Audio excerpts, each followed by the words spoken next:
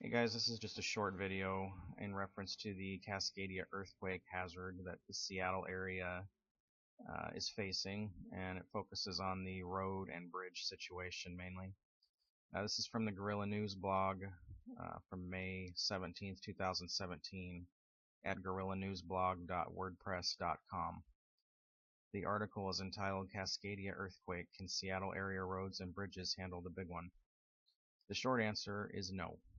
By now, most Pacific Northwesterners have heard and read about the Cascadia Fault and expected earthquake. The last one occurred January 26th in the year 1700 and caused massive damage.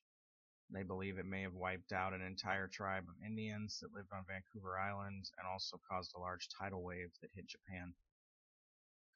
Scientists believe this earthquake occurs every 400 to 600 years, and it's been 300 since the last. The question is, if this were to happen tomorrow, how would our roads and bridges hold up here in the Seattle area? Traffic is already crippling on a regular Friday night, or any night for that matter. Throw in some rain or snow and it comes to a standstill. The answer is not good. In 2016, the state participated in a Cascadia earthquake simulation with the Washington National Guard and many emergency management centers and other state and local organizations to see what kind of damage could be expected and how they would respond. Here's just some of what the Washington Department of Transportation came up with. Large pieces of Interstate 5 collapsed or were blocking in King, Pierce, and Thurston counties, cutting off the state's main north-south route. Alternate routes were also disrupted. 72 bridges collapsed, another 47 were unstable or otherwise closed. 103 state roads were closed, another 56 had restrictions due to damage or debris. Roads to the grocery store, gas station, or medical facilities or trauma centers were not passable.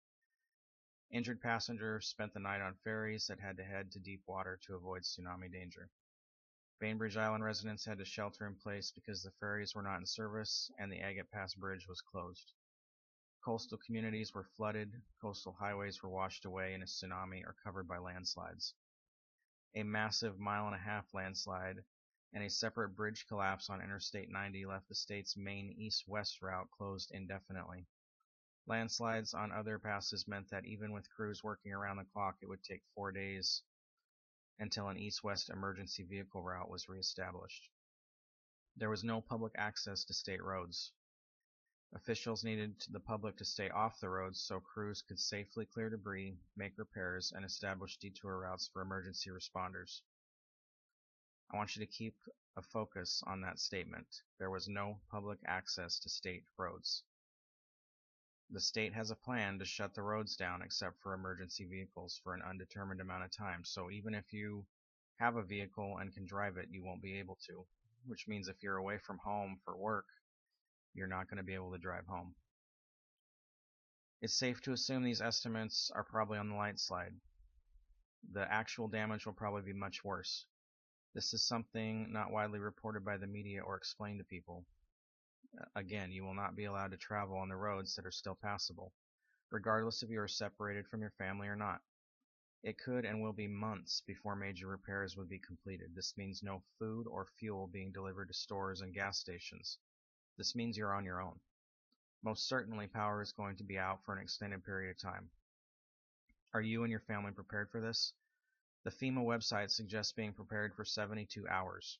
Here's what the Washington Department of Transportation says on their website: prepare, prepare, prepare. What does this mean for you? As hard as emergency crews will be working, the reality is people should be prepared to fend for themselves for up to 2 weeks after a 9.0 earthquake. A Cascadia event will cause unimaginable devastation. You're not going to be able to drive to the store or hospital or gas station. Personal preparation will be key to survival. Neighborhoods are going to need to band together and take care of each other as crews work to establish even rudimentary emergency access. It's not that emergency crews won't be working around the clock to help, but the sheer magnitude of the work will be overwhelming and take time. Here are some initial steps to make sure you and your family are better prepared. Create a family emergency communication plan, including an alternate meeting place and an out-of-state contact you can all check in with if separated during evacuations. Have an emergency supply kit, including 7 to 10 days of food and water per person on hand. The recommendation of a normal emergency is 2 to 3 days, but you'll need more for a Cascadia-style disaster. Make plans to shelter in place at work or school. It may not be possible to return to home. Search emergency preparedness sites for even more tips and information. Seem overwhelming? Set a goal of stocking one new emergency kit item during your weekly or monthly grocery store run. This lets you chip away at the task over time. The sooner you start, the more prepared you are for both small and large emergencies. And this is the state's own words, what I just read to you. So, it's certainly clear that preparing to be on your own for 72 hours or even 10 days will not be enough. You need to be prepared to be on your own for months. At minimum, this means food and water for you and your family to survive for months. If it's winter, you should have a way to stay warm or alternate heat source that does not require electricity. You will need a way to cook and boil water that does not require electricity. If you think that emergency responders will be able to get to help you within 10 days, think again. Look at recent major events that FEMA has responded to in the last 10 or 15 years. An event like this would leave hundreds of people trapped or in need of rescue or evacuation.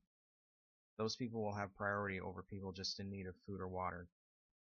I worked in emergency services for over 25 years, and people are notoriously unprepared, even for simple power outages that last a few hours. This event probably won't happen tomorrow, which is good. You still have time to get ready, so you need to start today. Your family is your responsibility.